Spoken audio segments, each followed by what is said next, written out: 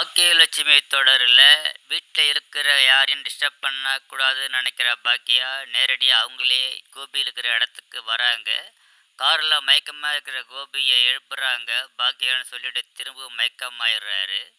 பயந்து போன பாக்கியா எழிலுக்கு ஃபோன் பண்ணி விஷயத்த சொல்கிறாங்க. பயப்பட வேணான்னு சொல்கிறாரு. எழில் வந்துடுறேன்னு சொல்கிறாரு. அதுக்குள்ளே ஆம்புலன்ஸுக்கு ஃபோன் பண்ணுறாங்க. ஆம்புலன்ஸ் வந்த உடனே ஆம்புலன்ஸில் கூட்டிக்கிட்டு கோபியை கூட்டிக்கிட்டு ஹாஸ்பிட்டலுக்கு போயிடுறாங்க.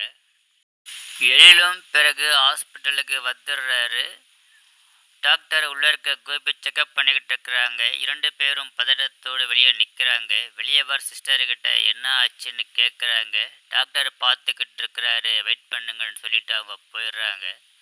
சிறிது நேரம் கழித்து வெளியே வரும் டாக்டர் விஷயத்த எழில்கிட்ட சொல்கிறாரு. என்னன்னு பாக்கியா கேட்குறாங்க. அதற்கு அவருக்கு ஹார்ட் அட்டாக் வந்திருக்குன்னு டாக்டர் சொல்லிட்டு போகிறாரு. கேட்ட பாக்கியா அதிர்ச்சி ஆகுறாங்க. அவருக்கு ஏன் ஹார்ட் அட்டாக் வந்துடுச்சுன்ற மாதிரி கேட்குறாங்க. தெரியலம்மான்ட்டு சொல்கிறாரு எழில்.